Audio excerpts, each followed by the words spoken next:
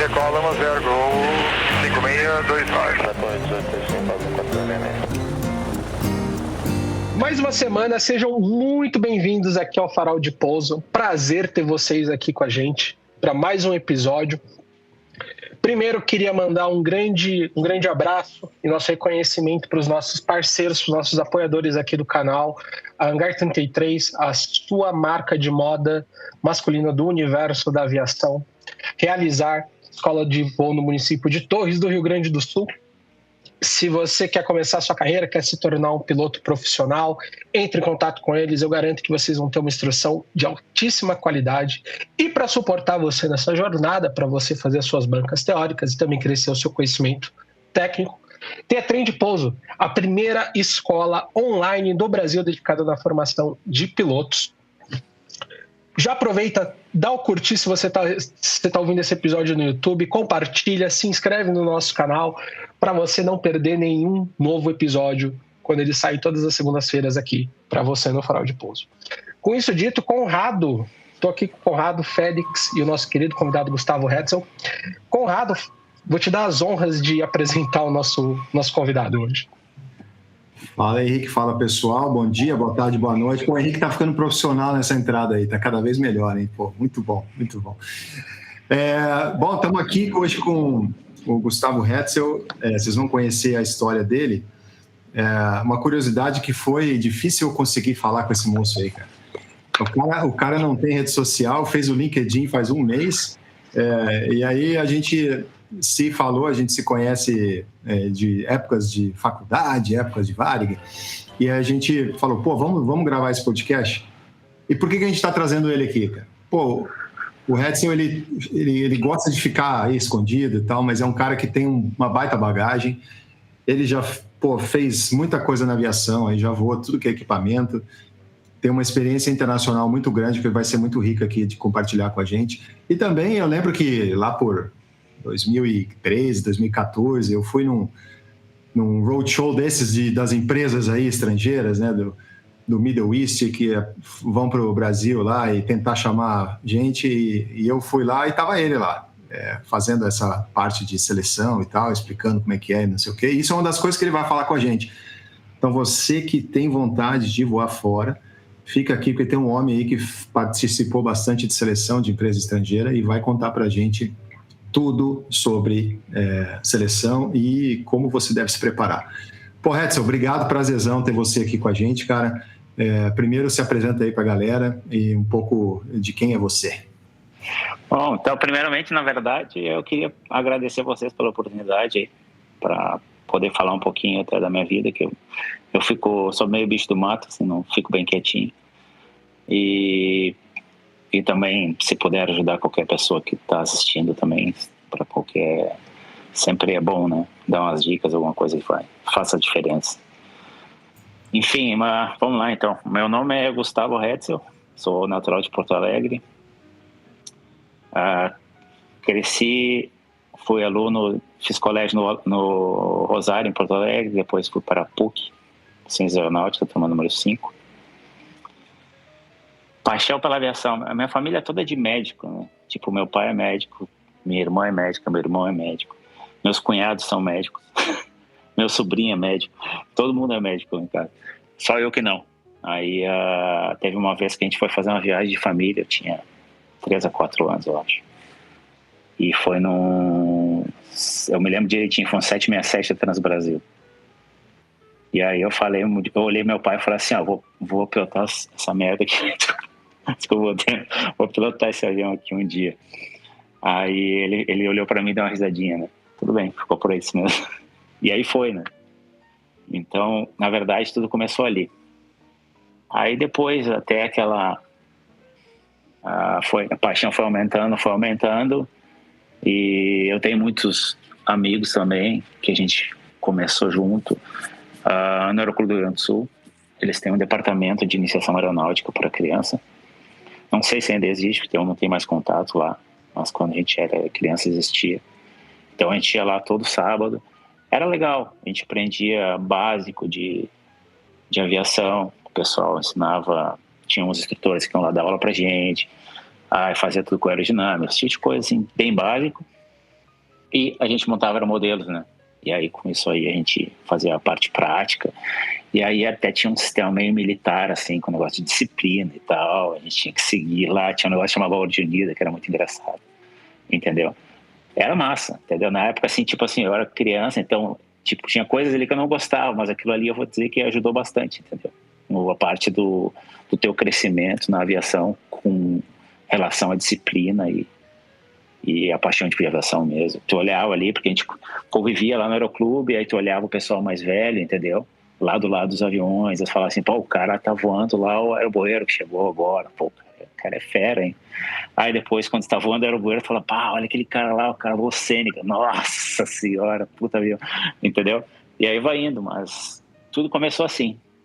E esse programa era muito legal, né, cara? A gente vai trazer o Machado ainda, eu tô em contato com ele, a gente tá tentando gravar e tal. A gente vai trazer o Machado para falar sobre isso aí, porque eu acho que esse é um dos programas pioneiros, assim, que tem na história da aviação e que pegar teu depoimento, assim, como criança, né, e vários outros, né, passaram por isso, cara, e para manter a paixão pela aviação e já aprender a disciplina e tudo necessário para a carreira, isso é muito legal, né, ter um negócio pioneiro desse. Não, foi muito jóia, entendeu? Acho que para o crescimento, assim, como criança ali, foi um negócio muito bom, entendeu? Até um pouco mais jovem, até não era tão criança assim, mas aí, como a gente era um pouquinho mais velho até, depois a gente vai crescendo ali dentro, aí tu vira instrutor ali, aí tem os mais novos que chegam, aí eles olham, pô, eu me lembro quando eu queria ser instrutor ali, que a gente tinha um macacão vermelho, e aí o pessoal do aeroporto chamava a gente de bombeiro, né? O pessoal o mais velho, né? Aí depois, quando o cara vira instrutor, lá tinha um macacão verde, nós falamos, o cara tem um macacão verde e tal, entendeu? Sempre tinha esse negócio assim, sabe? Era legal, aí tu vai crescendo, aí tu vai aprendendo tudo, até com hierarquia, né? Que tem muito na aviação. Eu acho que hoje mudou bastante com o CRM e tudo, mas hierarquia é um negócio fundamental. E a gente vai crescendo ali, sendo doutrinado, vamos dizer assim. E, bom, aí tu fez o Aeroclube, virou instrutor do Aeroclube, né? E como é que foi o passo para entrar na aérea? Não, instrutor do Aeroclube eu não fui. Você foi no Iniciação Aeronáutica, né? Ah, tá bom. Foi na Iniciação Aeronáutica. No Aeroclube eu não fui instrutor. Eu comecei com planador com 16 anos, na verdade. E eu sabia que eu só podia solar com 18. Então eu comecei o planador com 16, que já podia começar. Eu fiz os teóricos todos e fiquei esperando eu fazer 18 anos para poder fazer o solo dos dois, né? E aí eu fiz o solo do avião e de planador com 18. E aí nós fomos contemporâneos na época da faculdade, né? Da PUC, né? Isso, é. Aí eu acabei o colégio, na verdade, eu tinha 17, né? Quando acabou o colégio, então a gente não podia fazer a seleção para ciências aeronáuticas. Com 18 eu também não tinha o PP, né? Por causa disso. Então, eventualmente eu fiquei um ano fazendo cursinho lá em Porto Alegre para vestibular do outro ano. E aí depois, claro, aí tem as coisas da vida que nem sempre são como a gente quer e a gente aprende bastante. Por exemplo, eu fiz o cursinho o ano inteiro para fazer o vestibular no final do ano. E aí eu não passei no psicotécnico. Então, eu tive que esperar um ano mais. Então eu podia ter entrado na turma 3 e na verdade eu entrei na turma 5. Mas aquilo ali é crescimento, né? Tudo o que a gente fala, assim, tu também tem que tomar umas porradinhas para aprender um pouco. E aí, época da faculdade aqui, acho que a galera já ouviu bastante história, né? Sabe que muita gente que passou por aqui fez faculdade de aviação, seja na PUC ou seja outras faculdades que surgiram pelo Brasil depois, né, e tudo. E a PUC foi uma porta de entrada para a gente ter o nosso primeiro emprego, né, cara? A gente entrar na Varig, né? Com certeza. E como é que foi, cara, para ti, assim, na tua visão, essa experiência de já entrar para voar Você entrou na Breguinha, né? Eu entrei no Brega, é. Como é que foi? Não. Foi legal, até aquelas coisas que a gente estava falando, assim, às vezes muitas coisas que acontecem, eu vou chegar até coisas que aconteceram recentemente que eu não gostei, que depois no final tu vê que é muito legal, entendeu? Por exemplo, A minha turma, ela era do... Eu me lembro os números aproximados, tá? Não sei certo. Do número 1 ao número 20 da minha turma, eles entraram no 737-300. Aí do 20 ao 24, eram 4 caras só. 4. A gente entrou no 737-200. Aí dos outros em diante foram pro 737-300 de novo. E aí do 30 e poucos em diante foi pro 727. E aí então aquelas coisas assim, por que eu caí no brega, entendeu? Os caras voando 300, aí sempre era, olhava sempre para cima, né? Nunca. E hoje eu vejo que aquilo ali foi sensacional, entendeu? Que o 737-200 é um Seneca Jet, né? Tem GPS, tem tudo. Na época que eu entrei na Varig já tinha GPS, então não peguei aquela aviação arco e flecha que o pessoal voava muito tempo atrás. A gente já voava com GPS, mas foi uma grande escola, vamos dizer assim. Foi bem legal. E no fim, tu voou só o Brega e o 300 lá, né? Não, foi o Brega, o 300. Na verdade, todos quase, né? Porque depois eu fui para a NG também. Ah, sim, verdade. E aí eu saí da Varig quando eu tinha 6 anos de Varig. Tu saiu quando ela fechou? Não, saí antes. Foi traumática a história toda, na verdade. É que foi tudo, tipo assim, eu falo até hoje isso, entendeu? Tipo, eu estudei não para ser piloto, eu estudei para ser piloto da Varig, ponto.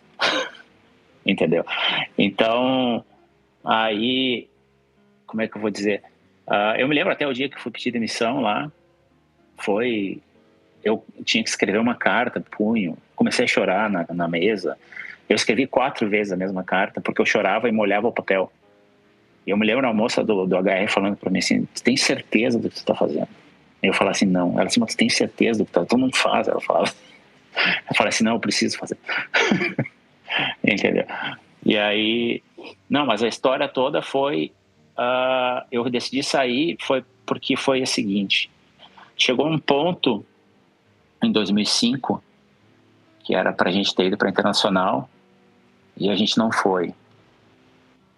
Aí ficou tipo assim, foi em julho, eu me lembro, até junho na verdade, saiu na escala o curso do MD-11, aí depois cancelou no último momento. Aí em julho era para ser saído de novo, não saiu. Aí falaram para mim, não, mas não te preocupa que tu vai para a base Porto Alegre. Aí em setembro de 2005 eu fui para a base Porto Alegre por 20 dias. Eu tava lá, aí eu falei, bom, agora meus problemas acabaram, né? Aí me ligaram e falaram, a gente fez um erro aqui, tinha um copiloto de férias, tu vai ter que voltar para São Paulo. Mas não te preocupa que tu é o número 1 do 767. Aí eu falei, beleza. Aí voltei para São Paulo. Aí nisso, o número 1 do 767 a gente era para ter ido em novembro. Aí foi só comandante, não foi nenhum copiloto naquela época, eu me lembro. E aí eu não sei o que deu na cabeça, falei, quer saber? Acho que eu quero sair e queria sair, né? Aí eu acabei aplicando para... Na verdade, um amigo meu aplicou para cá, para essa empresa que eu estou trabalhando hoje. E aí foi uma situação engraçada, que aí a gente meio que fez junto, tal, application, tudo, e eu vim para cá. Acabei vindo fazer. E eu também apliquei para uma empresa aí no Brasil. E aí na verdade, eu recebi a resposta das 2 empresas no mesmo dia. Isso foi a coisa mais engraçada de todas, entendeu? Cara, isso é muito clássico, cara. Isso é muito clássico. De todo mundo que está aqui expatriado, eu, o Félix aqui, o pessoal que hoje está expatriando. Cara, isso é impressionante, cara. Você nunca vai receber uma só, né, cara? Você sempre vai ficar nessa dúvida cruel para qual que é o melhor para ir, qual que é o melhor. Exatamente. Pô, eu era assim, eu tinha 27, 28 anos. Eu era solteiro. Aí não tinha compromisso com nada, não tinha compromisso com ninguém. Eu era baladeiro no Brasil, né? Vamos deixar bem... Entendeu? Então, se não fosse com essa idade também ia ser estranho, né, cara? Pô, a idade certa, né, cara? Graças a Deus, tinha uma vida boa, entendeu? Então, aí toda aquela falava, o pessoal falou, não, tu é louco, tu não tem que ir, não sei o que e tal. Aí eu cheguei no ponto que eu falei, se é pra mudar, é pra mudar, entendeu? E aí eu vim pra cá. Pô, que legal, cara. No começo foi bem complicado, entendeu? Porque cultura muito diferente. Eu vim sozinho, né? Óbvio. O país era muito pequeno na época. A empresa era pequena, a empresa tinha 30 aviões só quando eu vim. Então, foi, como é que eu vou dizer assim, bem challenge para mim. E também aquela história de passar do português para o inglês, tudo isso pegou, né? As empresas do Middle East nessa época, elas estavam crescendo muito rápido, né? Então foi exatamente 2005, 2006, né?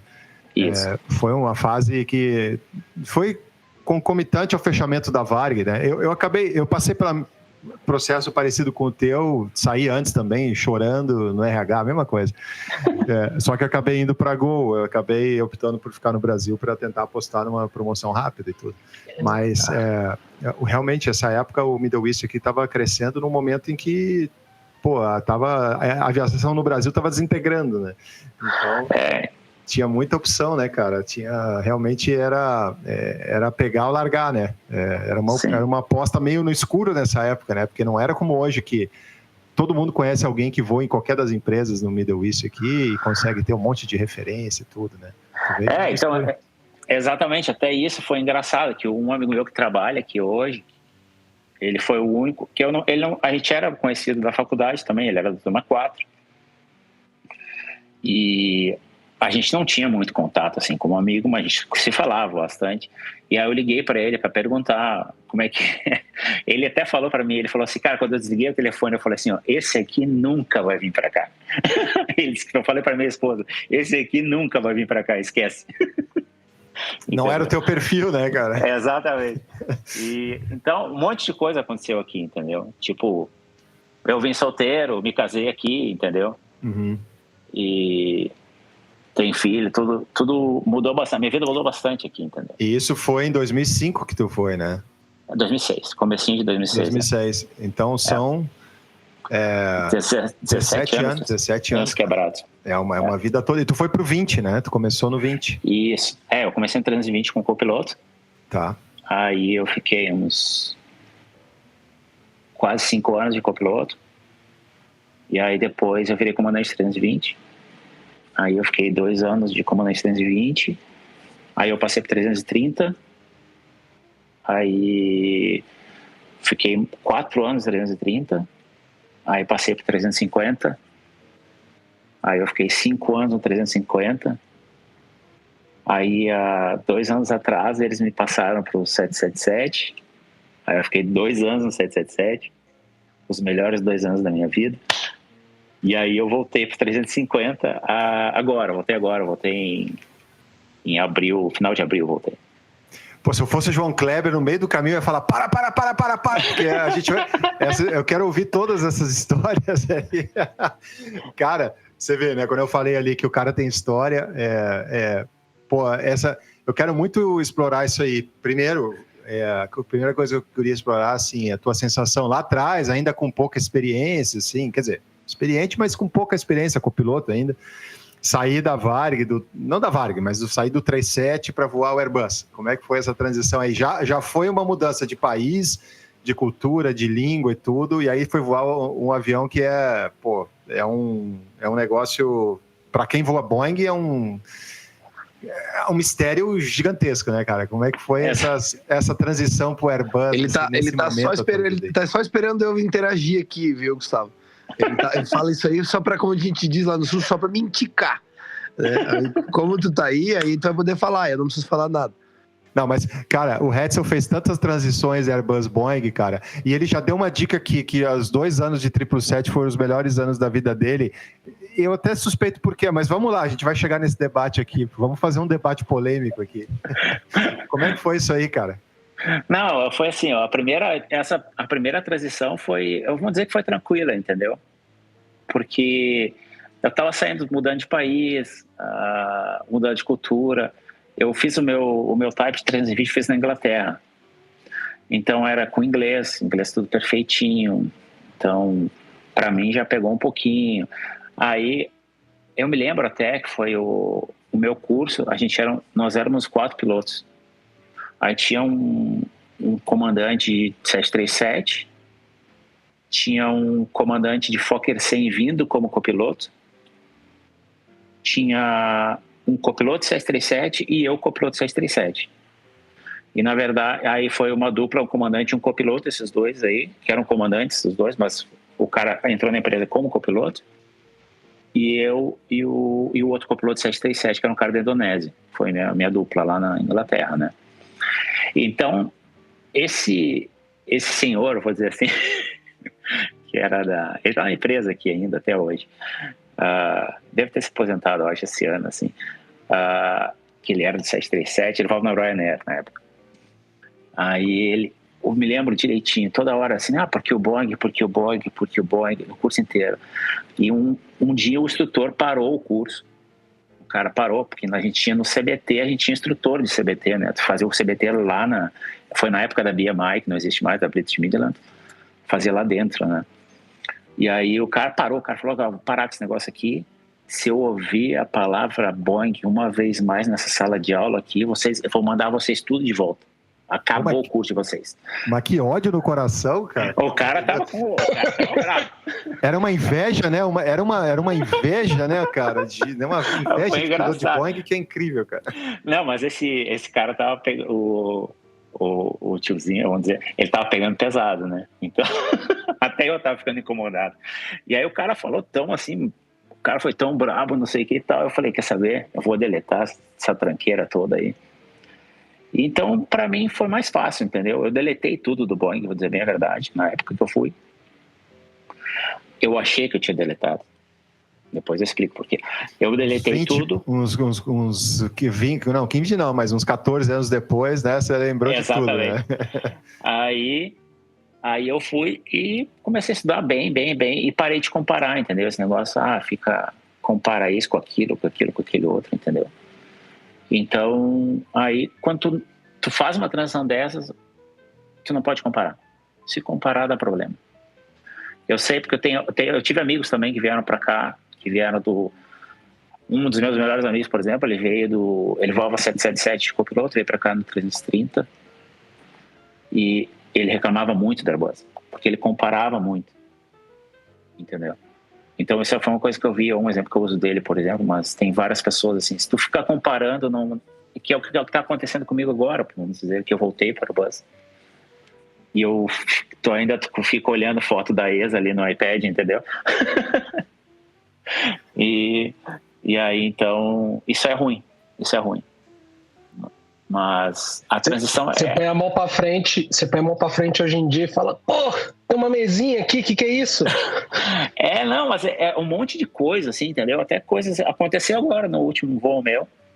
Por exemplo, assim, tu acostuma com a posição visual das coisas, entendeu? E quando eu saí do Airbus pro Boeing, tipo, eu olhava as luzes, assim, eu falava, liga a luz aí, por gentileza, pro copiloto e tal. Que no Boeing é o copiloto que mexe no overhead. No Airbus não, é meio a meio. Aí eu falava, o cara, não, a luz tá ligada. Eu olhava assim, puta, é que um liga para baixo, o outro liga para cima, entendeu?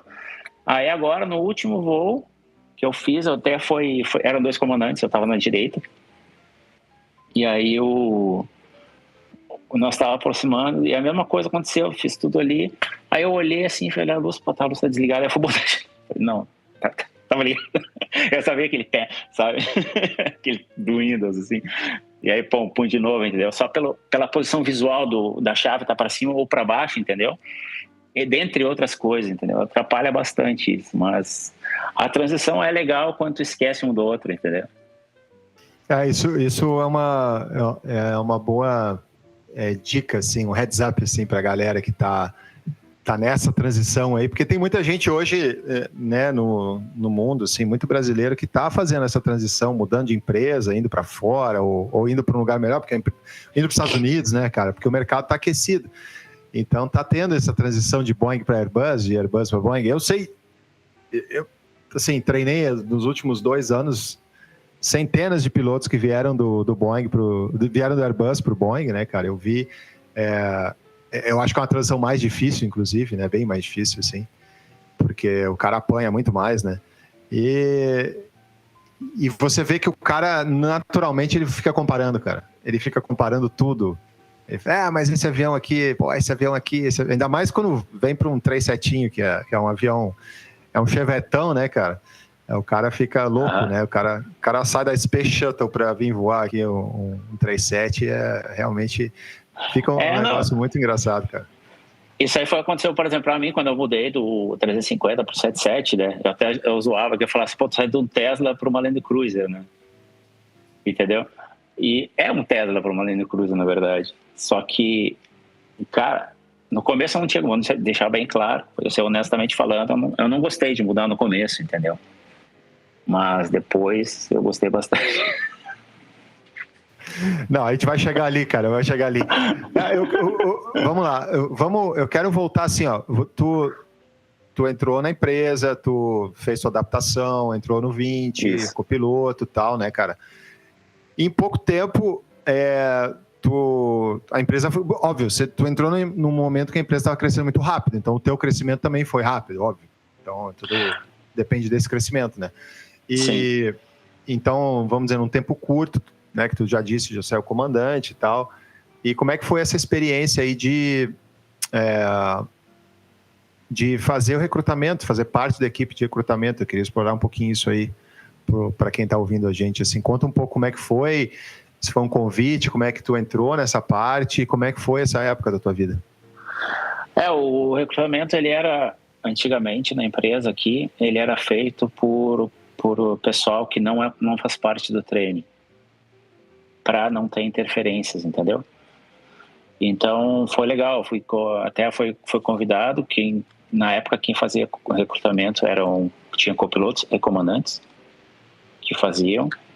E aí, uma vez eu estava voando com um copiloto britânico, nós conversando, e ele falou, pô, por que tu não fala com eles lá? Eu acho que tu vai gostar, não sei o que e tal. E aí eu mandei um e-mail, fiz a entrevista, acabei indo.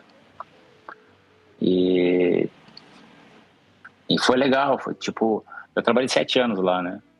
Então foi bastante tempo que eu fiquei, e foram muitas pessoas que eu vi passarem ali, né? Passarem e não passarem também. Então, foi uma experiência muito boa, entendeu? Às vezes é um pouco frustrante, que às vezes tu quer ajudar alguém e tu não pode ajudar alguém. Essa é a pior parte de todas. Ou tu vê que a pessoa, ela tá muito nervosa na tua frente, entendeu? E tu sabe, pô, esse cara sabe o que ele tá fazendo, mas ele tá muito nervoso, não dá pra ser assim, não pode. Entendeu? Tem várias coisas assim, aí tu tenta ajudar, tenta acalmar e tal. Eu era mais, vamos dizer assim, sempre, toda entrevista tem o good cop e o bad cop, né? Eu sempre era o tranquilo ali, né? Mas foi legal, foi jóia, foi bem assim, como é que eu vou te dizer? Tu trabalhar com gente, só que ao mesmo tempo é uma responsabilidade grande, porque querendo ou não, tu tá trabalhando com a vida das pessoas, né? Então, de repente, se tu toma uma decisão errada, tu pode prejudicar ou não a pessoa. Então, muitas coisas que a gente fala, assim, às vezes até o próprio fato da pessoa não passar numa entrevista não significa, tipo, eu acredito muito no que é para ser, entendeu?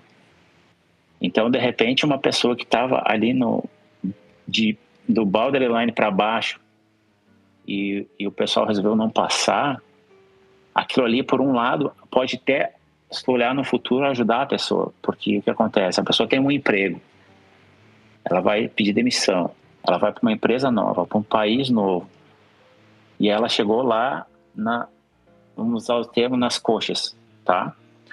E aí pode vir a ter um problema no training, pode vir um problema qualquer outro, e ela vai ser demitida. Aqui no Oriente Médio não tem arrego, entendeu? Isso aí a gente sabe, tá aqui, não tem. Então, aí, no próprio fato, por exemplo, assim, vamos dizer que eu tivesse ajudado essa pessoa a passar, eu estaria prejudicando essa pessoa. Entendeu? Então, aí é complicado esse lado. É uma baita responsa, né, cara? É uma responsabilidade bem grande. Só para situar o pessoal, no Oriente Médio todo, né, tem um período de probation, né? São 6 meses que a pessoa, quando entra na empresa, a empresa pode demitir sem justificativa nenhuma, sem pagar nada, simplesmente pode cancelar, terminar o contrato.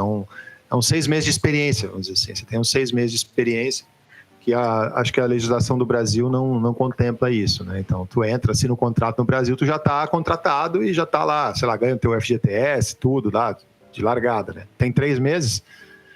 Tá, o Pigato que entrou aqui, tá quietinho, tá dizendo que tem 3 meses. Então, são 3 meses, tá, bem. Aqui são 6 meses, né? Nessa região aqui são 6 meses. Então, e o training, não só durante o período de training, mas do período que tu inicia na empresa e começa a fazer teus primeiros voos e tal, se tua performance não for boa também, eles podem simplesmente cancelar teu contrato e fácil, né, cara? E tchau. E tchau. Agora, assim, cara, eu queria ouvir de ti, assim, porque 7 anos, cara, 7 anos fazendo essa função é uma vida, né, cara? E tu viu de tudo, assim. E nesse momento que a gente está vivendo hoje na aviação, claro, é uma fase diferente da que tu viveu, né? Na época, no boom que tu viveu ali no recrutamento, hoje é outro cenário. Mas, assim, da tua experiência, o que tu poderia deixar aqui para o pessoal que está ouvindo a gente e está pensando nesse momento em expatriar, né? E como um recrutador, o que tu deixaria, assim, de conselho das coisas mais importantes para o pessoal que planeja fazer isso, fortalecer e não chegar, como tu falou, assim... Porque muitas pessoas chegam nervosas na entrevista, Claro, algumas pelo próprio perfil de estarem nervosas, é uma questão interna, outras porque elas não se prepararam adequadamente. Então, isso acelera, né, esse processo interno de nervosismo e tal. Mas, na tua visão, assim, o que poderia deixar de umas dicas e conselhos assim, para o pessoal que está pensando em expatriar? E eu só vou adicionar 10 centavos na pergunta do Conrado, que a gente tem uma pergunta da audiência também que é relacionado a isso, né? Como que o candidato hoje ele se prepara? O que ele tem que estudar para participar de um processo de seleção de uma companhia aérea tão grande num perfil internacional hoje em dia? Bom, na verdade depende da empresa, entendeu? Cada empresa tem um processo diferente. E eu sempre recomendo bastante para todo mundo que eu falava. Tem um website que chama latestpilotjobs.com, que ali tem pacotes das empresas. E, tipo, eles são bem up-to-date com o que está acontecendo, entendeu? Por exemplo, é um cara que veio fazer entrevista aqui semana passada e o cara botou ali o feedback, aconteceu isso, perguntaram isso. Ali dá para ter uma ideia do que tu precisa. Que, teoricamente, tu tem que saber tudo, né? Como se fosse um vestibular, entendeu? E ninguém pode saber tudo, óbvio. A gente sabe disso. Então... O principal aí depende de cada empresa, o pacote que eles pegam, entendeu? Mas com relação a expatriar também, que o Conrado falou, cara, expatriar a gente às vezes pensa que, vou embora, fui. Não é vou embora, fui. É uma decisão muito grande, entendeu? Envolve muita coisa, inclusive a tua família. Mesmo eu, que fui um cara solteiro, entendeu? Envolveu muita coisa. E se tu não tá 100% de certeza do que tu quer fazer, tu não faz. Entendeu? A única coisa que eu recomendo é isso. Assim, tu não tem 100% de certeza que tu quer sair, não sai. Ou até não aplica, entendeu? Para não queimar cartucho, vamos dizer assim, entendeu? Aconteceu muita gente que eu já vi vindo para cá. O cara, eu apliquei porque eu apliquei. Apliquei por aplicar, vim aí para ver qual é que é. Não vai dar certo. Claro, tem gente que dá certo, entendeu? Só que depois que o cara recebe uma proposta de emprego, dá problema, entendeu? Porque ele não sabe o que ele quer da vida dele. E aí, se ele não estava 100% certo para vir e ele negou a proposta de emprego, aquilo ali, de uma forma ou outra, ele fechou uma porta, entendeu? Que no futuro podia ser muito importante para ele. Então, para mim, o que eu acho que é mais importante é a decisão sair ou não sair, entendeu? E isso tem que ser muito bem pensado para não ter problema. E do Gustavo, ponto de vista de habilidades como entrevistador, né, cara? O que tu acha, assim, que são os pontos fracos e fortes que o cara teria que se preparar? Cara, na verdade, o principal é a comunicação, tá? Eu vou usar o exemplo mais de brasileiro, tá? Que o que pegava muito na época era o inglês, entendeu? Hoje, eu acho que melhorou muito. Eu não estou mais fazendo seleção, eu saí da seleção em 2018. Eu fiquei de 2011 a 2018 lá. Então, eu não sei como é que tá agora, mas, por exemplo, na época, o inglês pegava muito, entendeu? Às vezes tu via pessoas muito boas, mas que o inglês era muito ruim. E aí não tinha como, entendeu? E isso aí ia dar problema no futuro, entendeu? Até eu me lembro uma vez, foi muito engraçado o que aconteceu, porque a gente fazia entrevista e simulador, né? Então, uma vez eu estava fazendo simulador para um brasileiro, e aí eu estava sendo checado por um grande aqui atrás de mim. Só que ali o inglês dele era muito fraco. Só que é o seguinte, eu não estou no simulador, eu não estou lá para avaliar o inglês dele. O inglês dele tinha que ser avaliado na entrevista, por exemplo.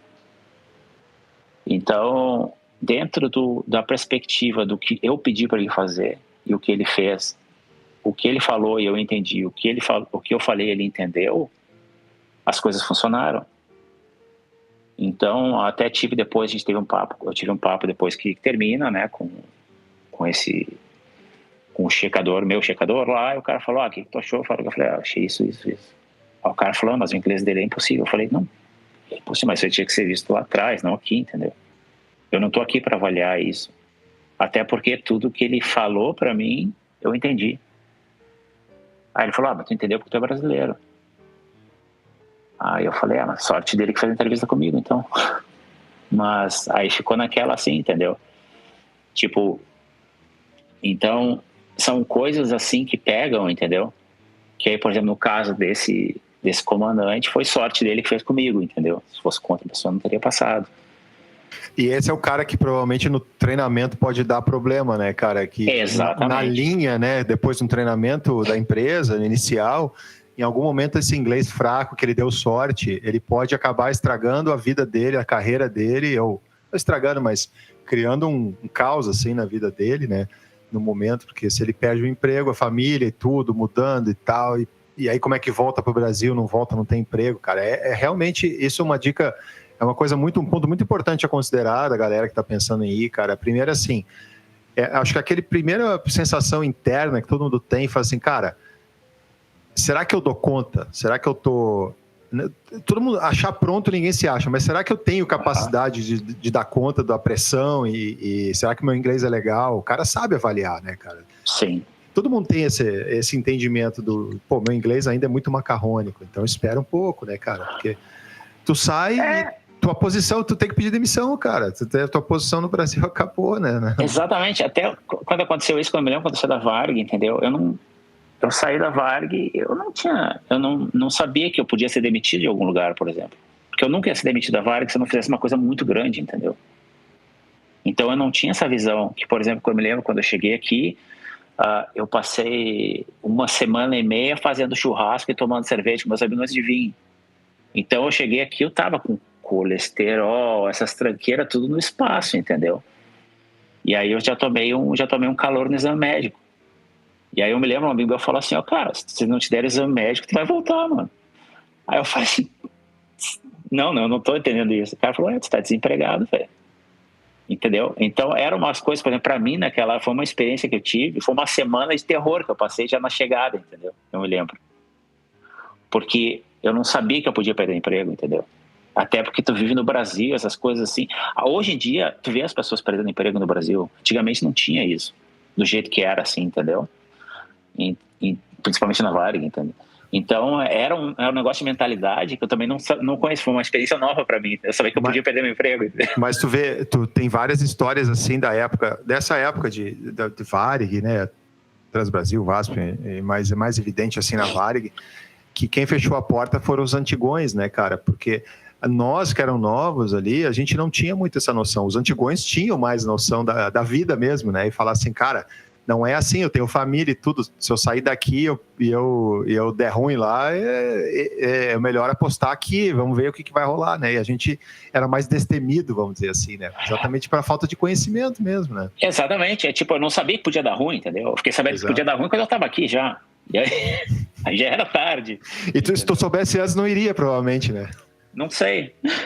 Não dá sei. Pra saber. Mas seria uma coisa muito pesada a considerar, né, cara? Exatamente. Seria uma coisa mais... E, bom, vamos...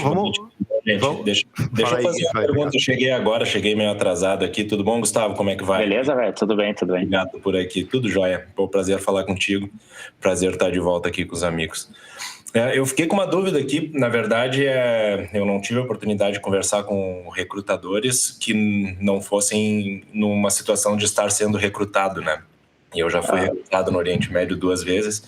E eu sempre fiquei com um pouco dessa curiosidade, porque tem o cara que entrevista tecnicamente, mas numa entrevista verbal, e tem o cara que está entrevistando lá no simulador. E a diferença entre tu perder uma chance de emprego e tu ganhar e tu fazer aquele trabalho bom, ela é muito tênue. Eu ia te perguntar o seguinte: como um avaliador, aonde que tu desenha a linha? Where do you draw the line para tu aprovar ou não aprovar o candidato? O que ele realmente faz que te traz essa imagem de não posso aprovar esse cara, e o que tu te traz a imagem de bom, esse cara merece uma chance num borderline, assim, de repente o cara que não tá tão 100% assim. Isso varia muito do candidato a candidato. Tem uma linha, a gente tem pontos que são pontos de fail, tá? O cara encostou naquele é fail, entendeu? E não é eu que estou decidindo isso, é a empresa que decidiu. Tipo aquela coisa de mais um desvio para lá, 1 grau para cá, 10 graus para lá. Não, isso aí não é problema, tipo assim, o cara fez uma unstable approach bem feita, entendeu? Porque a gente tem que levar em consideração, na época que eu fazia no 320 e no 787. Eu não era type do 787 e o pessoal que vinha para cá, eles também não eram type. O avião era novo, o simulador era novíssimo, entendeu? Então, tinha gente, o cara nunca viu aquilo ali, ou então até no 320 mesmo. O cara nunca entrou numa Airbus, entendeu? Então, assim, tu dá um briefing, vou assim. E tu não pode esperar muito também, porque o cara não é type, entendeu? Mas tem os básicos que ele tem que saber, as decisões que ele tem que tomar, entendeu? Que isso aí não importa o avião que ele tá tendo, entendeu? Ele tem que tomar. Então... Sim, quem vem daquela linha Airbus, Embraer, Boeing vai saber fazer o basicão do monomotor. Exatamente. Faz o basicão, entendeu? Então, não tava muito preocupado com desvio, com esse tipo de coisa, porque o cara não é type, entendeu? Tu tá avaliando o airmanship dele, né? Uma palavra assim, exatamente. Quem não conhece, tá no Brasil, dá uma pesquisada nessa palavra airmanship, que isso é a tua vida fora do Brasil. Isso é a conjunção das tuas capacidades, né? Todas, né? Então, não necessariamente é só a parte técnica, mas todo o teu conjunto de habilidades como piloto. O que a gente falava. Mas eu quero adicionar uma coisa que a gente vê hoje em dia que não existia até algum tempo atrás, que era a facilidade e o acesso a vários tipos de jet trainer diferente. Antes não tinha. Hoje tem.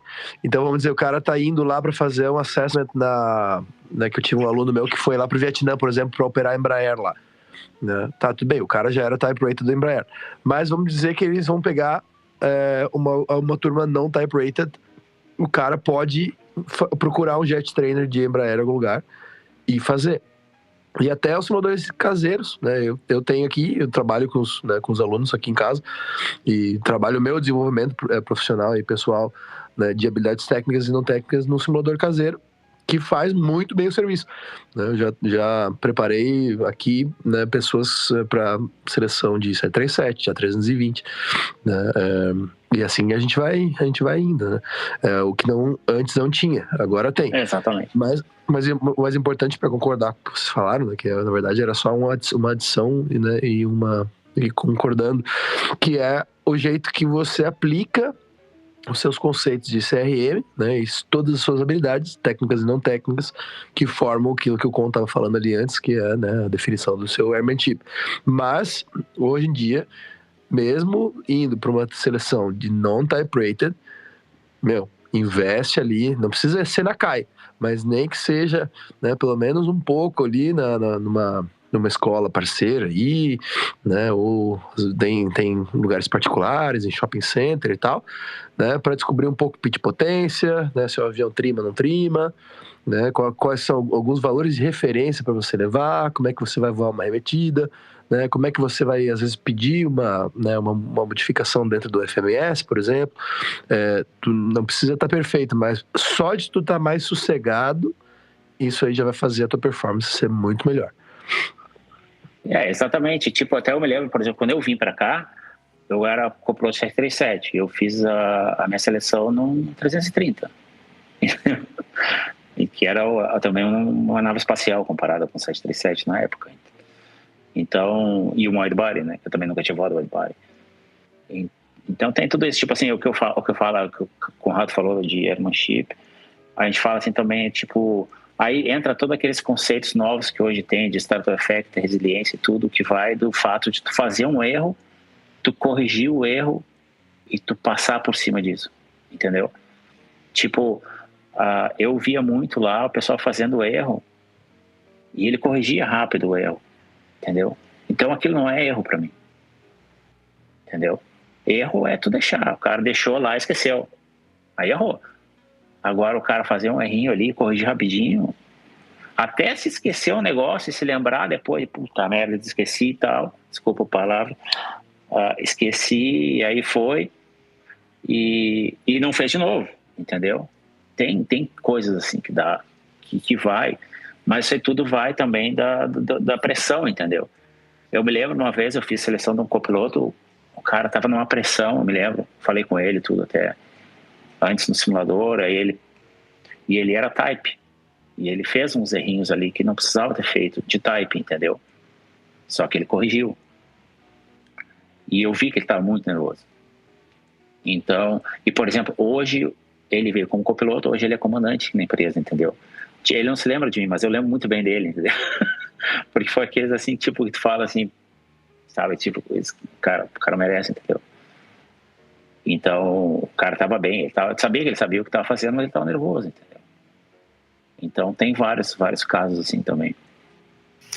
Bom, óbvio que tu desenvolve essa habilidade, né, cara, com o tempo, como acesso, né, e tu começa a entender exatamente onde está o nervosismo, onde está a falha técnica, onde está a falha de habilidade não técnica, o problema de CRM, tu começa a entender melhor, né, cara, isso aí, com a experiência, né? Aí vai, me lembro até quando eu comecei a fazer e quando eu terminei, assim, tipo, 6, 7 anos depois, eu via a diferença de várias coisas que eu via no começo que eu não via, que hoje eu vejo já na chegada, entendeu? O jeito que o cara sendo simulador, tu já olha, sabe? Não vai dar certo, entendeu?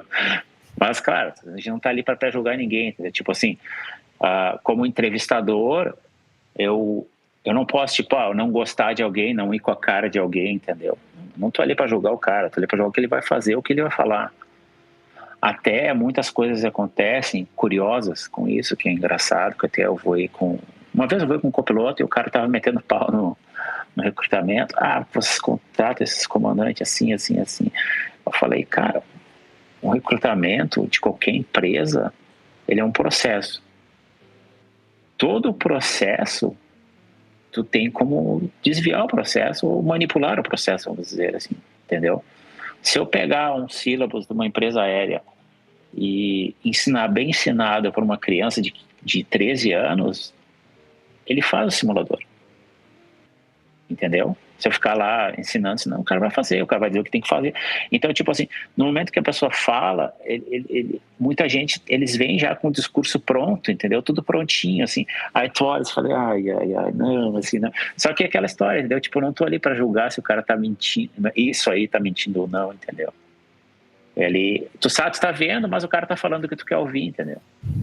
O cara pode se preparar especificamente, se preparar muito bem especificamente para aquele tipo de seleção e ele vai passar, né, cara? Então... Isso acontece bastante, eu vou dizer, entendeu? Então, aí até é meio frustrante, às vezes, vamos dizer assim, mas acontece. Então, Mas, tipo assim, como eu falei, né? A gente não tá ali para gostar ou não gostar de ninguém, entendeu? A gente tá ali para ver o que o cara vai falar, se ele vai falar o que tem que ser falado e fazer o que tem que ser feito. No momento que ele falou o que tem que ser falado e fez o que tem que ser feito... Cara, e o resumo da ópera é o seguinte, cara, para qualquer um, te prepara bem, que a chance é alta, cara. E tu faz uma boa preparação, vai quando tu estiver pronto, para resumir aqui o que a gente, né, juntando todos os pensamentos que surgiram aqui, os insights. Veja bem se é o momento certo na tua vida, né? Veja bem se é o que você quer. Te prepara bem, que mesmo assim tu pode até enganar o assessor e conseguir tua vaga. Essa é a real, cara. Mas assim, tudo é como tudo na vida, na área técnica, né? Nossa área técnica, né? Essencialmente, cara. Então, tu faz uma preparação bem direitinha, profissional, trabalha teu inglês, trabalha a tua parte de habilidades técnicas e não técnicas, né, cara? Vai lá nas referências que você tem, de website, tudo. Veja o que a empresa que você quer tá pedindo e tudo, cara. E te prepara. Então, tipo assim, eu entrei nesse assunto até nem para falar, assim, por exemplo, assim, do que acontece, tipo assim, por exemplo, muita gente, eles vão no websites como esse do Latest Pilot Job, eles estudam exatamente o que está escrito ali, entendeu?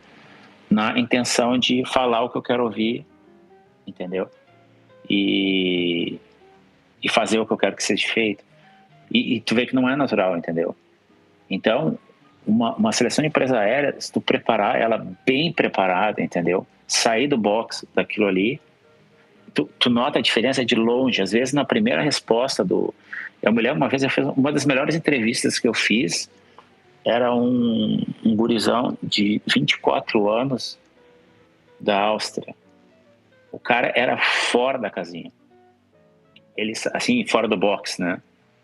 O cara tava muito fora da curva. Entendeu? Ele sabia muita coisa, entendeu? E tu via que aquilo ali não era. Ele tinha realmente se preparado para aquilo ali. Então, tem várias coisas assim que tu vê, que tu fala assim, putz, esse cara sabe o que ele tá falando. Até eu, por exemplo, tenho uns exemplos, porque, claro, a gente pega assim, vamos supor, hoje eu vou fazer uma entrevista de novo, tem um exemplo de uma pergunta que eu fiz para ele, que eu tenho até hoje comigo, que eu falo, se eu for fazer uma entrevista um dia, eu vou dar esse mesmo exemplo. Perfeito, o que ele falou. Entendeu? Então, o que eu ia dizer mais, até com esse negócio de enganar ou não enganar, não é nem o caso, mas o fato do cara se preparar bem, que aí tu não precisa, entendeu? É que nem colégio, entendeu? Tu tá fazendo uma prova ali, entendeu? Aí tu tem a tua colinha lá com as fórmulas de física, entendeu? De química, sei lá o quê. E aí o cara te pergunta uma coisa fora da curva e aí stall, né? Então, preparação tem que ser uma preparação boa, entendeu? E sempre vai quando está preparado, não vai nas coxas que não vale a pena. Gustavo, eu tenho essa... Podia adicionar um comentário sobre os fóruns de preparação. Eu usei o Latest Pilot Jobs essas 2 vezes, 3, 4, mas tem que ter, para quem está se preparando hoje, tem que ter muito cuidado, porque são sites que são alimentados por candidatos, né? Alguns candidatos que passam, alguns candidatos que reprovam. Então, se atenham aos fatos e desconsiderem opiniões que são emitidas nesses fóruns. Fiquem muito atentos a opiniões, tá, gente? O comandante está trazendo aqui para a gente informação importante. Saibam discernir informação de rumor e opinião de notícia, né?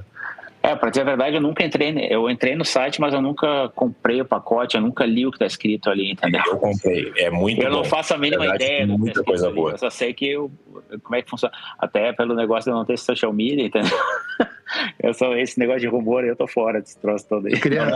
É importante a pessoa ter esse limite das coisas que lê na internet. De preparação, tem fóruns. Sim. Inclusive de uma companhia que eu trabalhei um tempo atrás, essa companhia, ela não era mencionada nesse fórum por uma decisão judicial, porque rumor é rumor, né?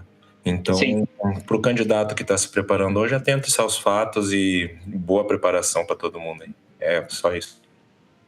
Eu ia fazer só um remark ali numa coisa que o Gustavo falou, que é justamente você, né, aplicar quando você já se sente preparado. O pronto, que ele também falou antes, o pronto é uma coisa muito complicada e duvidosa. E às vezes a gente vê o cara que se sente pronto e ele bate com a cara no muro. Mas o cara que realmente fez um bom preparo antes de aplicar, ele tá vencendo já, né? Às vezes, e na maioria dos casos, a gente vê às vezes o cara que vem correr atrás, especificamente, né, aqui dentro do Farol de Pouso que a gente tem a FP Aviation English, vem procurar para fazer, muitas vezes, fazer preparatório de entrevista quando a empresa já está batendo na porta. Aí, às vezes, é um pouco tarde.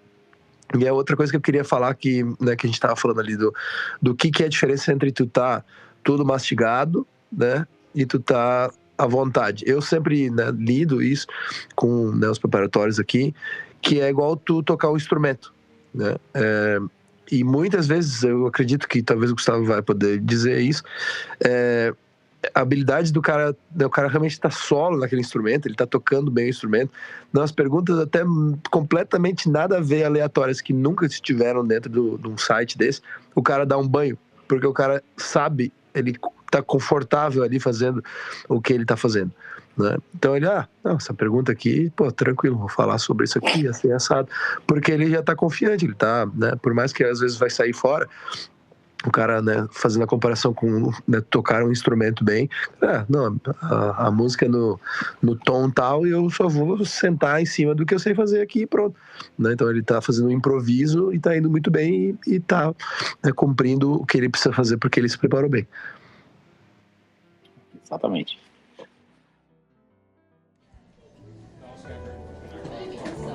Bem-vindos à Hora do Cafezinho do Farol de Pouso, um oferecimento Ave House, arquitetura aeronáutica feita por pilotos para pilotos. Ajude o Farol de Pouso Podcast a produzir mais conteúdos como esse e nosso editor secretário a checar suas carteiras. Você escolhe o valor mensal para ajudar. É rápido e sem complicação. Acesse apoia.se/Farol de Pouso e deixe sua contribuição. Acesse também linktree/Farol de Pouso e confira todos os conteúdos EAD já produzidos pela nossa equipe. Você ajuda a gente e ainda alavanca sua carreira. Siga também nossa página de inglês e mentorias através do perfil FP Aviation English no Instagram e fique por dentro das novidades que vêm por aí. Um forte abraço e muito obrigado!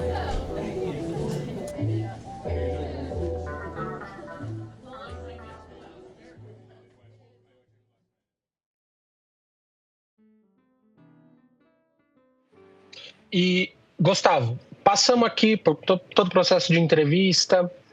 O Félix já fez uma parte do jabá aqui, eu vou completar também, né? Se você está aí pensando em expatriar, entre em contato com a gente pelo FP Aviation English.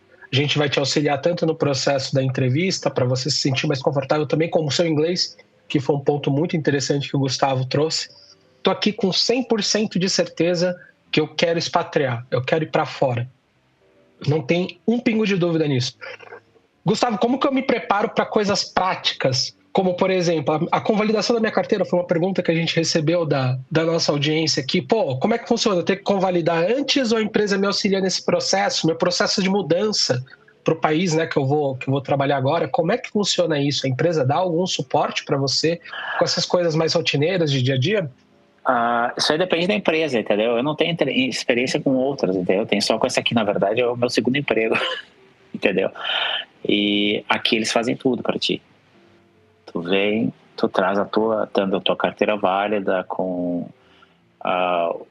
como é que é o nome daquele um certificado que a ANAC dá, por exemplo, lá de... O seu certificado médico aeronáutico, né? O seu certificado de inglês e a ANAC, ela faz a tradução, né? Ela dá um atestado, entre aspas, não é exatamente esse nome, mas ela dá um atestado comprovando que a sua carteira é válida.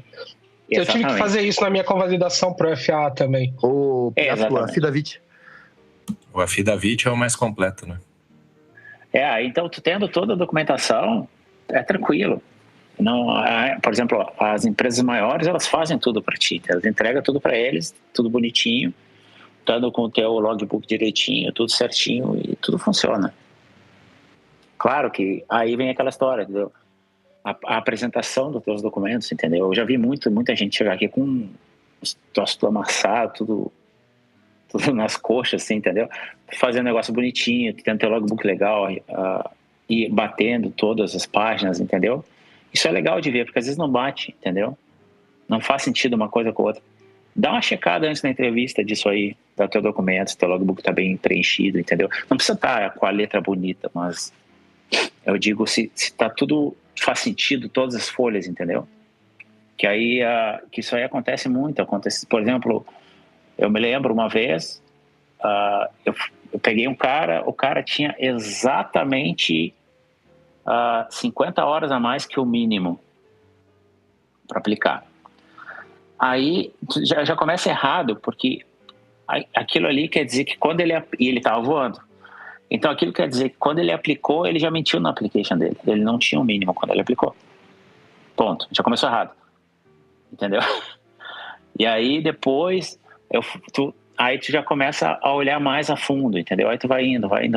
Aí chegou no logbook dele, ele tinha um gap lá de 200 e poucas horas no meio. Aí eu falei, cara, tu não tem o mínimo, velho. Entendeu? Aí nisso, eu chamei a menina do RH, falei com ela, tá acontecendo isso aí, o que tu acha? Aí ela chamou ele e falou, o negócio é o seguinte, a gente olhou todos os papéis aqui, tudo, tá assim. Tu não tem um mínimo. Se tu quiser, a gente pode continuar a tua entrevista como copiloto, não como comandante. Aí o cara foi embora. Pega muito mal, né? Pego muito mal. Isso eu vou dizer, agora eu vou dizer pior ainda. Isso aconteceu aí no Brasil, numa das seleções que a gente fez aí, entendeu?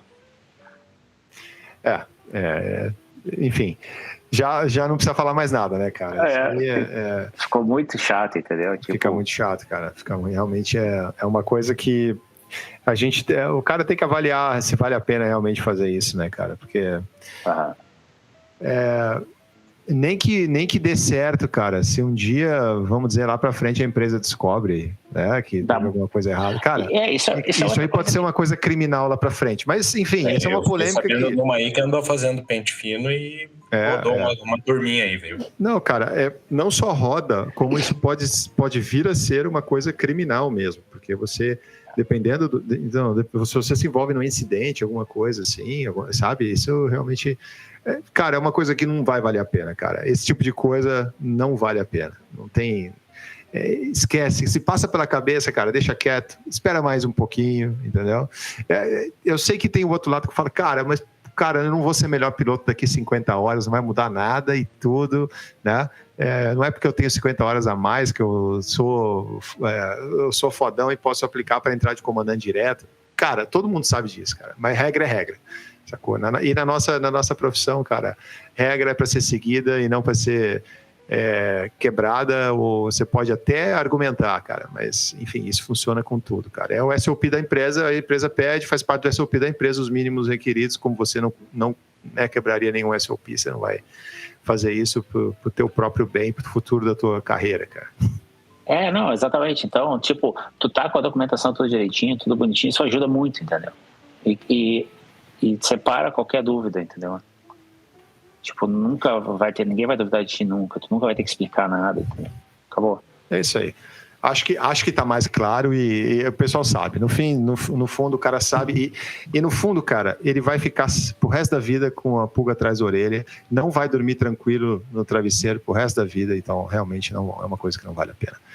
Ô, Hetzel, vamos pular para frente um pouco aí. Você fez seleção até 2018, né? E aí você já estava nos 50 nessa época. Já estava nos 50. Cara, eu mudei para 50 em 2016. Na verdade. Cara, o avião é sensacional, né? Vamos deixar bem claro. Ele é muito legal. Como é que é esse Tesla aí, cara? Como é que... Ele é todo eletrônico, né? Então, tipo, vamos dizer assim, tu se sente ali que tu é mais um operador do que um piloto, né? A gente fala isso sacanagem. Mas o avião é joia, entendeu? Ele faz tudo. Claro, tem as limitações de Airbus, né? Que é o próprio Airbus põe. Mas em termos tecnológicos e facilidades, conforto, não tem nem dúvida, entendeu? É muito bom. Eu falo até que eu fico zoando aqui com meus amigos aqui, entendeu? Que eu sou viúva do 77 e tal. Mas por motivos pessoais, assim, é diferente. Não é mais como agora comparando um avião com o outro. Tu não pode comparar. É uma coisa, outra coisa, entendeu? Mas Tá, então agora é o seguinte. Tu quer. A velha história do avião bom é aquele que bota o salário no teu bolso, rapaz. Não, agora eu quero saber o seguinte, vai. Esse é bom. Agora eu quero saber a polêmica aqui. Vamos botar o ratinho na mesa aqui. Me diz por que tu é viúva do 777. Fala aí, cara. Quero saber quais são... O mais engraçado é assim, ó, como a gente tem a política de fechar os microfones, tá todo mundo já começando a rachar de rir, mas a galera não tá, porque tá todo mundo no mudo, mas tá todo mundo só esperando. O melhor de tudo é que eu tô torcendo pro 777 e o pessoal não tá vendo, mas eu tô gravando com um fundo virtual de A320. Eu vi isso. Provoca, porque eu tô no 37, já voei mais 20 e eu sou viúva do 87. Cara, repete a pergunta que eu até esqueci.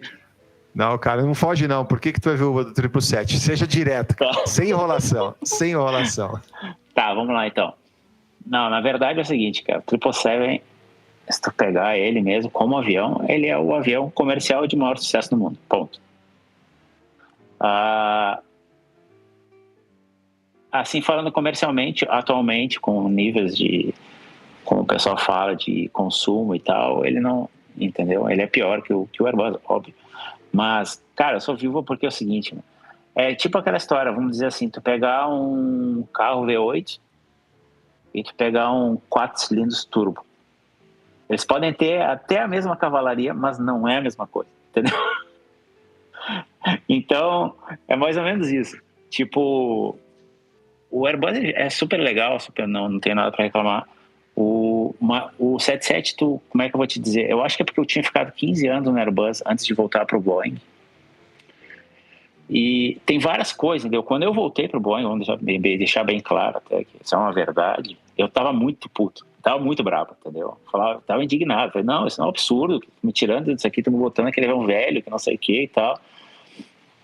Mas eu aprendi a gostar e gostei muito, diga-se de passagem, entendeu? Aí vem aquela coisa, tipo assim, por exemplo, o 77 ele tem versão cargueira, entendeu?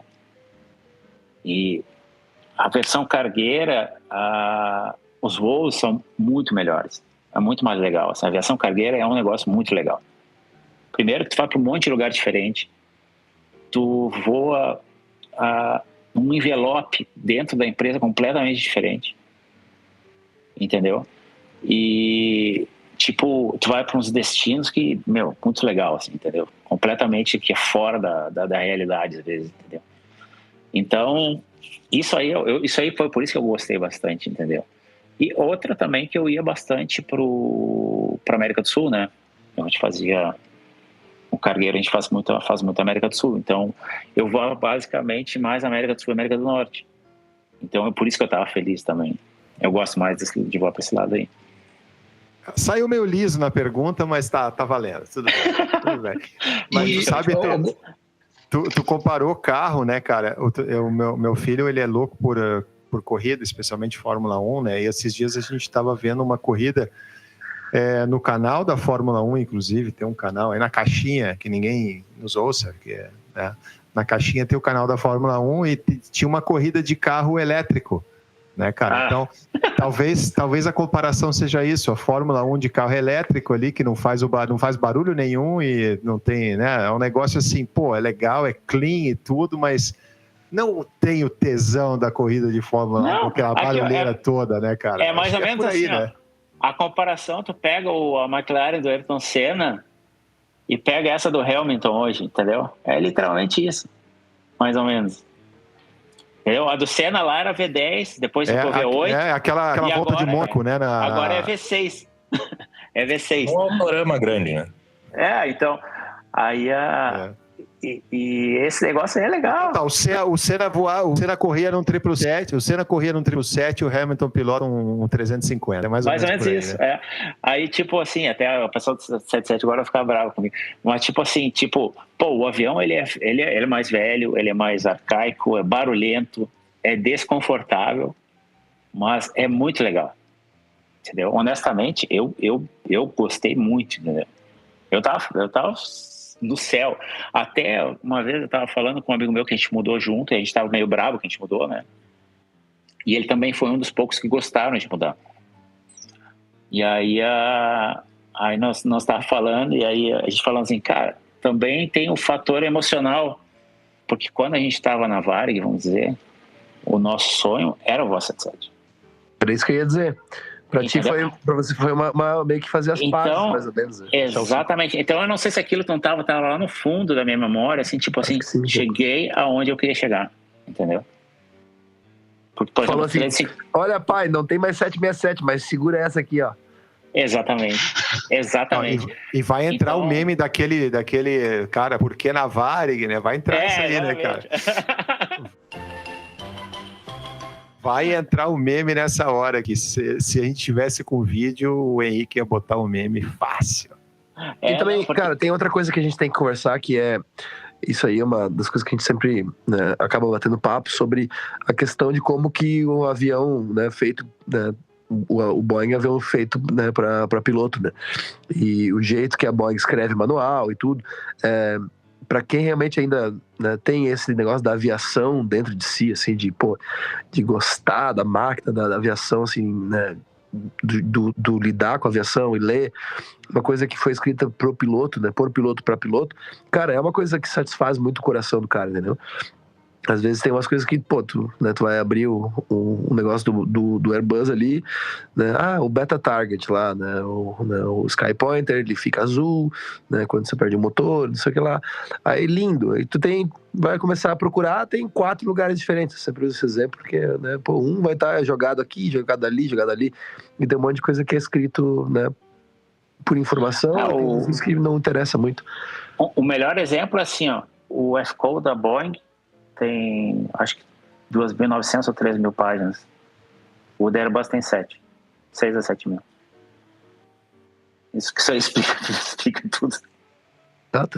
O jeito de escrever resumiu tudo, né, cara? O piloto de Boeing precisa saber de avião, né? O piloto de Airbus precisa saber mais de sistemas complexos e tal, e entender um pouco mais além do natural, né? O Airbus ele é bem claro, entendeu? Preto no branco, assim, tipo, é assim, assim, assim, assim. O Boeing não é assim, mas tu pode fazer assado, aí fica a teu critério, entendeu? Então, sim, isso aí não entra, mas eu não sei, essa satisfação pessoal eu acho que entrou muito, valeram muito nesses 2 anos que eu fiquei lá, entendeu? Cara, essa a gente tá brincando aqui, mas óbvio, é uma polêmica que nunca vai ter uma verdade absoluta e cada um tem sua preferência e cada fabricante, né, cada filosofia tem seus pontos positivos e negativos. O ideal seria um mundo onde pegasse o melhor dos dois, né? A Embraer tentou fazer um pouco disso aí, né? Quem voa Embraer sabe que tem um pouco do melhor dos dois mundos aí. Mas, Hetzel, pra gente encaminhar pro final aqui, cara, o nosso papo, eu queria ouvir de ti uma coisa legal, cara, que tu tá hoje no LOSA, né? Tu tá hoje à frente do programa LOSA aí na empresa. Eu queria que tu falasse aí para a audiência que de repente não conhece o que é e fala mais como é o que é e a sua função e quais são as coisas interessantes que você consegue tirar desse programa. O programa é um programa muito legal. Na verdade, a empresa parou ele por 2 anos, está recomeçando agora de novo. E quando eu saí do recrutamento, eu entrei lá direto. Então, eu estou desde 2018 lá. E, cara, como é que eu posso explicar, assim? Todo o programa, ele depende de como ele vai ser usado, entendeu? Os dados que saem dele, depende de como ele vai ser usado. Então, aqui na empresa, eles são bem usados, entendeu? A gente vê usado muito para fazer os EBTs, né, no simulador, alguma coisa assim, e até para corrigir erros genéricos que todo mundo faz, que não precisa ser feito, entendeu? Então, tipo, por exemplo, a gente não tá ali para avaliar piloto, a gente não tá ali para ver se o cara tá fazendo certo, tá fazendo errado, entendeu? A gente tem uma sequência, entendeu? Porque tudo gera uma cadeia, né? Com a história do queijo suíço, né? Então, o cara tem um treco, que aquilo ali pode se transformar num erro, que pode se transformar num undesirable state of US, né? Então, aí que vai tudo vai se juntando, entendeu? um exemplo bem simplesinho, assim, tá? Mais chulé, assim, vamos dizer assim, disso aí. É tipo assim, o cara tá chegando no gate, aí tá lá um carro fora da faixa. Na frente ali, da linha que tem que estar para trás, né? Aí vem o treto, que é o carro.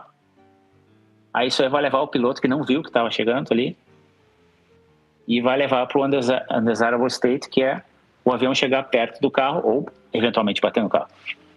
Que não vai, entendeu? Então, tipo, isso é só um exemplo, assim, bem prático, assim, bem comum, assim, fácil das pessoas entenderem do que uma coisa pode levar para outra, entendeu? Então, a gente trabalhando dos threats para evitar os erros, para evitar isso aí. Então, tudo é uma sequência, né? Então, onde tu avalia todos os threats de todos os lugares, aqui na empresa a gente tem um manual que também a gente usa bastante do programa, que é tipo assim, é o manual do aeroporto, entendeu? O cara vai lá para São Paulo, tá? Guarulhos.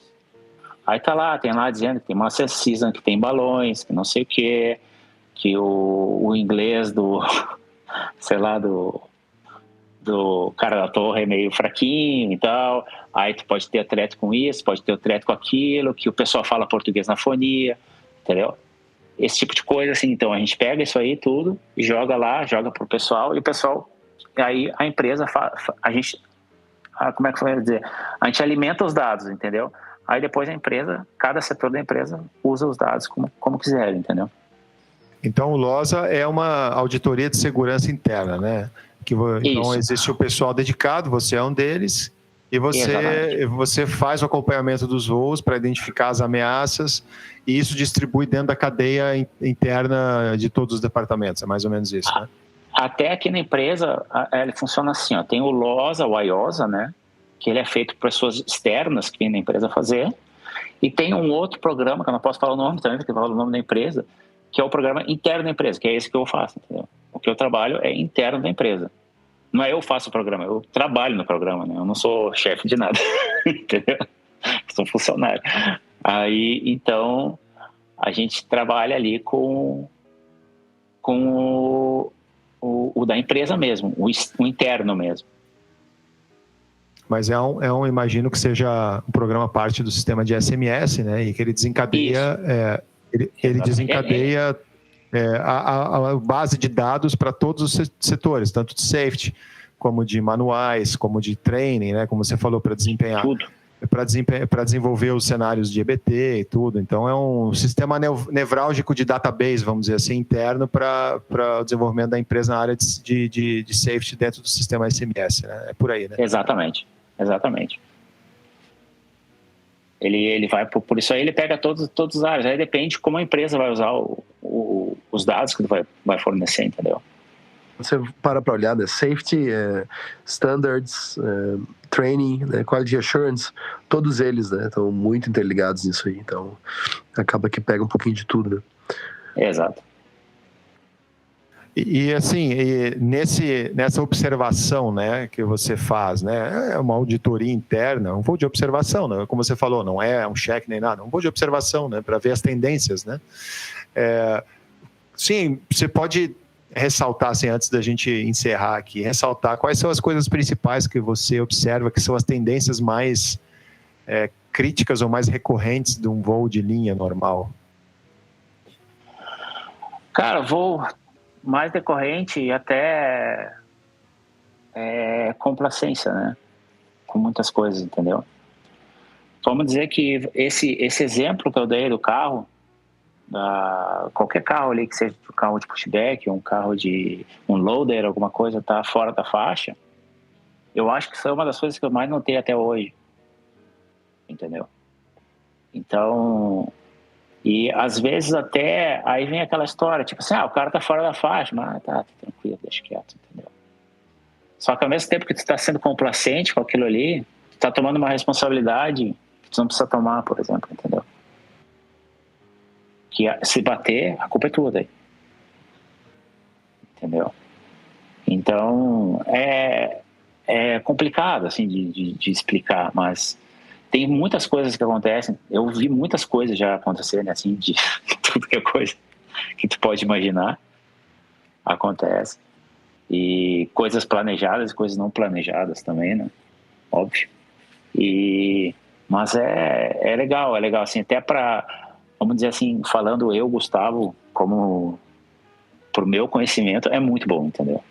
Tipo assim, tu aprende muito ali atrás. Tu vê muita coisa. Eu já vi muita coisa, tipo assim, pô, o cara faz desse jeito, puta, que legal, entendeu?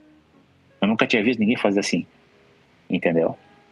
E tá perfeito, tá dentro das regras, tá bonitaço, entendeu? Então tem muitas coisas que tu aprende ali atrás, tu vê, e que é interessante. E para a empresa também é muito bom, né? Porque é uma coleta de dados muito boa, né? E que fica anônima, né? Isso é o mais importante aqui no Oriente Médio até. É o fato do anonimato dessas informações, né? Elas não são ligadas, tanto até quando a gente escreve os textos, a gente não pode botar he or she, a gente tem que botar the pilot. Acabou. Not even, a gente não põe nem copiloto ou comandante, né? Às vezes a gente põe tipo PM, põe pilot monitor e pilot flying. Então, todo esse tipo de coisa assim que não identifica nada. Tu não põe que tipo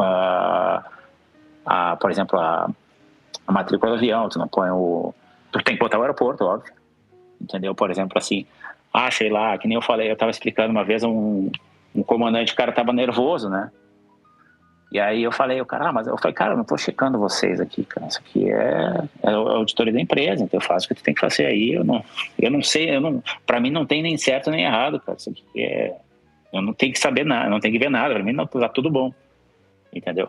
Eu só tenho que gritar se alguma coisa sair muito fora do quadrado, né? Aí eu tenho que falar, senão eu também tô dentro, né? E então a gente tem uma application que a gente usa, que a gente escreve tudo isso, entendeu? Então tem lá os threats, como eu falei, os threats, os errors e o Undesirable Aircraft Type, né? Que é o ES, que esse aí que é o que pega mesmo. E desculpa. Então, e dentro disso aí tem também o coisa que eu estava explicando para esse comandante, aí daí eu falei pro cara, tem isso aqui, assim, funciona assim, a gente faz isso e tal. E por exemplo, assim, vamos supor que, sei lá, o senhor faça uma unstable approach. No sistema que vai aparecer é que, vamos dizer, um 320 fez uma unstable approach em Beirute em 2023. Acabou. Isso é o que aparece. Não aparece mais nada. Então, e isso aí é uma coisa legal. Então, se tu acredita no sistema e a empresa usa os dados como tem que ser feito, e eu acredito que aqui na minha empresa é usado, bem usado, e então esse lado legal. Pô, deve ser muito prazeroso trabalhar com isso. Primeiro, pelo lado que tu falou de aprender bastante, né? Toda vez que tu senta ali atrás, tu aprende pra caramba, né, cara? Às vezes como fazer e como não fazer também, né? Então, a gente está sempre aprendendo por observar, né, cara? E fora que é um sistema essencial dentro de uma empresa como a sua aí, que dispara, né, inputs para todos os setores da empresa e faz a roda girar, né, cara? Então é uma função bem importante, bem crítica dentro da empresa. E eu acho que com isso a gente fecha aqui, vários insights legais, né, cara? Várias dicas também. Eu acho que a gente trouxe aqui alguns pontos bem legais, assim, sobre a polêmica da discussão, se a gente pudesse botar ali o meme do ratinho também no meio da discussão da Airbus, da Boeing, né? Mas muito também, especialmente do que a gente falou sobre expatriar, sobre entrevista, recrutamento, como se preparar, acho que isso foi muito legal.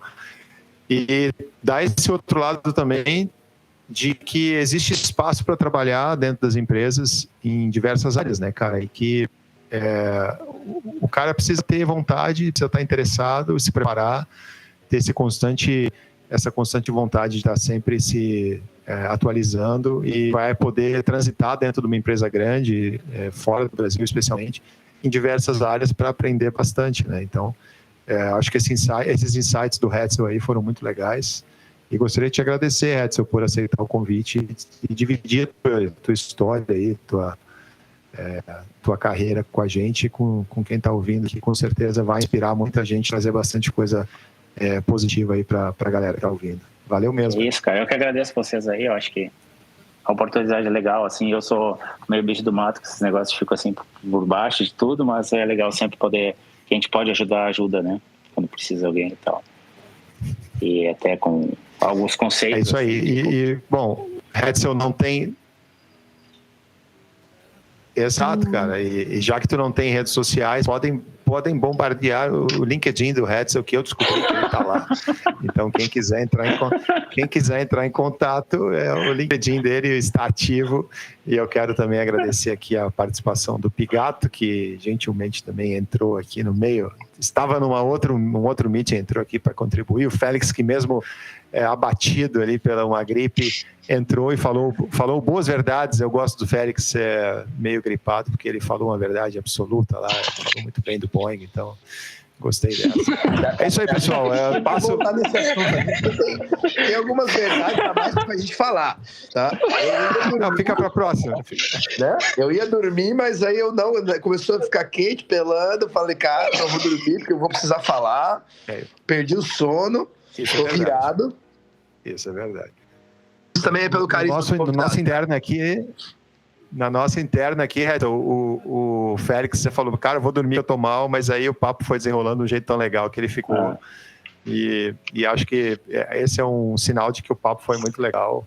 Que bom, que bom. Foi não é bicho do mato, não, cara. Pô, tu trouxe muita coisa legal e o papo foi muito bacana, cara. Então, obrigado mesmo. Passo pro Henrique finalizar aqui. Valeu quem esteve com a gente. Obrigado.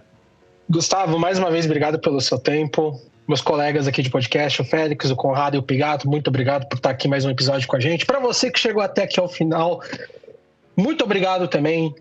Lembre-se, curta, compartilha, manda esse episódio para uma pessoa que está pensando em expatriar, quer sair do Brasil, quer conhecer um pouco como que funciona o processo de seleção, está em dúvida se vai escolher Boeing ou Airbus, escolhe Boeing, no fim das contas. Gente... E os nossos apoiadores também, né? Hangar 33, o Farol a realizar no município de Torres, a Trem de Pouso. E se você também está precisando de uma ajuda na preparação, entre em contato com a gente aqui na FP Aviation English. A gente vai adorar ajudar você, tanto no inglês quanto na preparação da sua entrevista técnica fora do Brasil. Gente, muito obrigado. Até a próxima. Tchau, tchau.